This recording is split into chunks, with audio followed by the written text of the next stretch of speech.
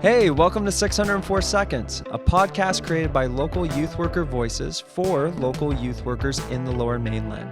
Join us for 10 minutes and 4 seconds as we engage in conversation about the continued pursuit of unity in the church, intentional relationship, and student empowerment for real-world discipleship.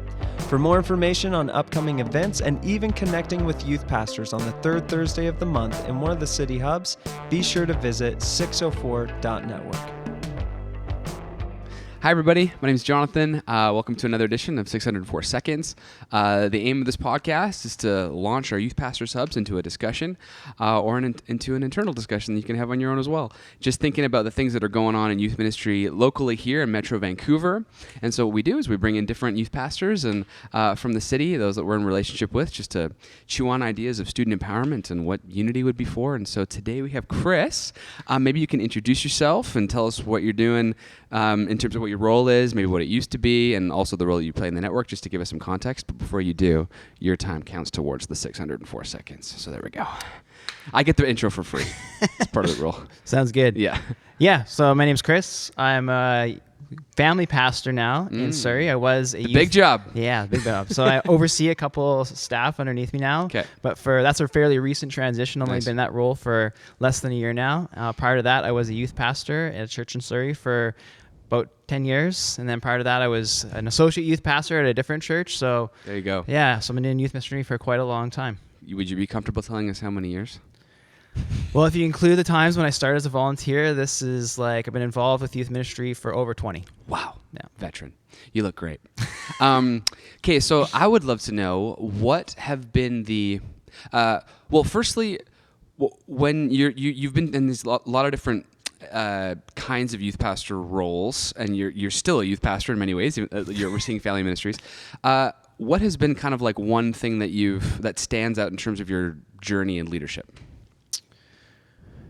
Yeah, I think like something that really stands out to me is just, I think early on when I started in leadership, I got such a sense of identity in doing things. And so like I held on to a lot of things like, oh, I need to do this because like, I want people to see me being the good speaker. I want people to see me and give me praise for how I lead worship or how I do this or that or what otherwise.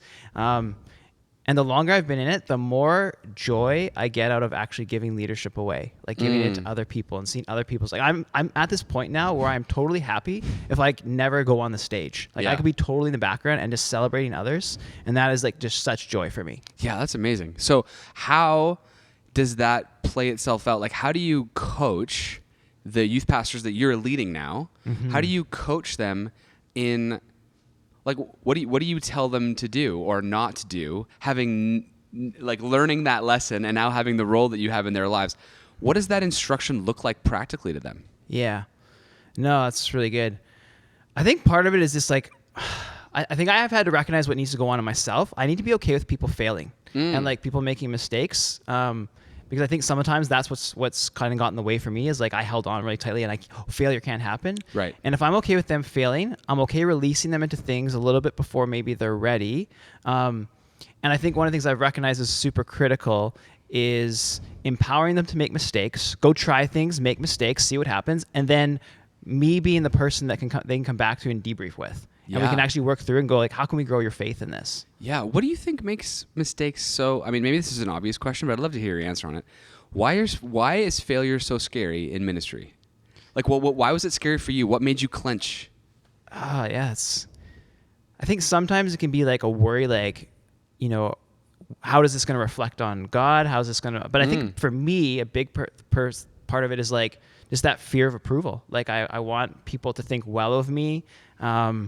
And so that just gets us a barrier, and we don't want to make mistakes because we want to project like, oh, we've got it together. Like we can't be imperfect or something. Like we're leaders, right? Leaders are supposed to have it together. Sure. And I think I've just more and more, I'm trying to just come to this settledness that, it's okay that I don't have it all together. Like God is more than sufficient for all of my weaknesses and imperfections and all those sorts of things. Yeah. So you were thrust into leadership even as a student. Yeah. Correct? What did that look like?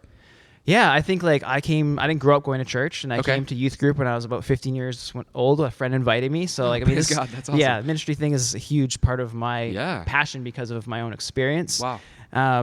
But I hadn't been going to the youth all that long. And then, they kind of like heard I played guitar a little bit, and like I was not that good, but they're like, yeah, you know what? How about you start leading the youth in worship? I was like, I barely even know any of these songs. And they're like, yeah, you can do this. And then it created a bigger problem for me, because I was like, well, I don't know these songs. I got to figure out like, who can I play with that's going to maybe make me not sound as bad when I'm singing and things like that. And it just thrust me into this leadership role very early on. And then I graduated from school, not thinking about, like, I had no interest in youth ministry at all. Like, I didn't like teenagers. I thought they were annoying. And then, Still do. Yeah. Sometimes. But then my youth pastor came to me and he's like, oh, I think you should be a youth leader. And I was like, why? Like, I'm like, I have no interest in this. But I had such a high level of respect for him. And he saw something in me that, I guess I hadn't seen in myself. And he said, like, why don't you try doing this? And I thought, well, you know what? I'll give it a try. Worst thing can happen is I quit. I felt totally unprepared. And like my first day of youth ministry with these kids, I was like, man, they're bouncing off walls. I'm like, what have I said yes to? These kids are crazy. But like God just changed my heart in that. And it just like launched me into like continuing to step into things. And I just learned a lot about like growing in faith, because my problems kept getting bigger than myself. Yeah. And then it required me to trust more in what God was going to do in and through me. Amazing. Okay, so let's make this bigger than Chris.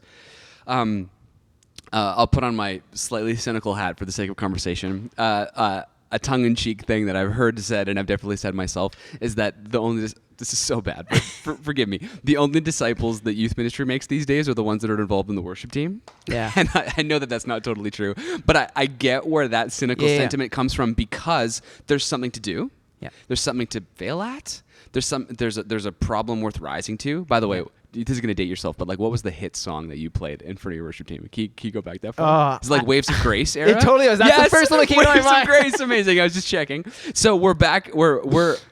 You were given an opportunity to do something. Now, I'm wondering how, not all youth groups even have worship teams. Yeah. And our ministry models seem to be catered around kind of this come and see stuff. Yeah. And so how does the principle of helping the youth pastors you're building into try and fail, and then how does that trickle down to students? Like, if we're building this whole thing on this is a space to try and fail, what are the avenues if you don't play guitar and if your youth ministry is 5 people? Like, where is the try and fail space? Yeah. I think like a part of it is I'm still trying to figure out the answer. Like, I feel for so long that's been the model. I'm trying to figure there's got to be a better way than what we've been doing. And I feel like actually even in the past year, like as my roles transition, we're starting to think about this a little bit. Like we're re-elevating like the notion of service and putting our students into like different places within our church to say like, let's just get them serving in more places. Maybe they're not totally ready, but if we can come alongside them into like spaces within our church and we can like debrief and talk about like, oh, what are you learning? How are you being stretched? But I think one of the things about being part of the network too, and then it always raises this on my platform, is like, it can't just be within the church. Okay. It's like, how do we do this within their schools and within these other spaces that's really going to stretch and grow their faith, that's going to force them to be dependent on God. Yeah. So if you had, just give you a little space to dream. When you think about Surrey in your context, you're in a relationship with some Surrey youth pastors. You've got your Surrey Youth Pastors Hub.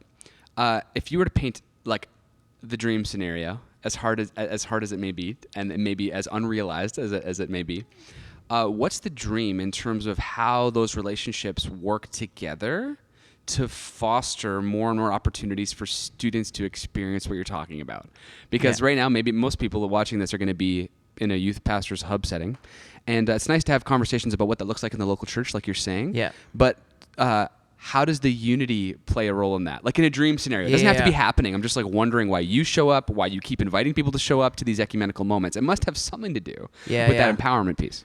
Okay, I think partly I'm a little bit selfish. So we have like this really weird scenario, like in our church context, we're very much a commuter church. Like commuter. Okay, Like my students are like in like 15 different schools within Surrey. Wow. Which in some great ways is great. In other ways, it's really hard. Like when I grew up and the church that I went to and came to faith in, like most of the kids went to like 2 or 3 different schools. We all lived within like a 5-mile radius. Yeah. And what was cool when I was in high school is like, there was a core of us in our school, like we're living our faith, and there's like our youth pastor could support us in that, and that was awesome. Yeah, I find that really difficult with my students because there's like maybe 1 or 2, and unless they're really bold, then they're like not necessarily going to want to like stand out by themselves. Sure, but if I'm a part of a network of other churches and we begin to build relationship as youth pastors, and then like we're like, oh, I have students here, and if we can begin to connect our students, then maybe actually we can facilitate the same sort of thing where we can actually like, I think there's wisdom to the fact that Jesus sent his disciples out by two and not alone. Sure. Like there's Yeah. empowerment in Yeah. that.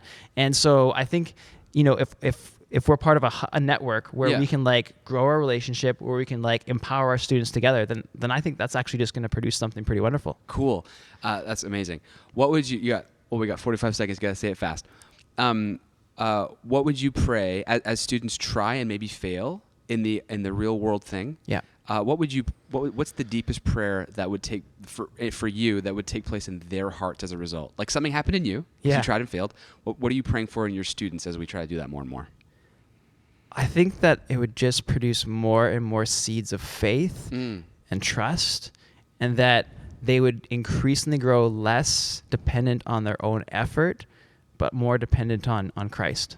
That sounds like a bedrock for lifelong discipleship. I'm into it, Chris. Thanks for your time. Really appreciate it. We're going to land the plane at the perfect moment. So I hope that serves you guys in your discussions. And let's talk about what our unity looks like towards the efforts of empowering students to try and fail like Chris did. Thanks for your time. You're welcome. Great.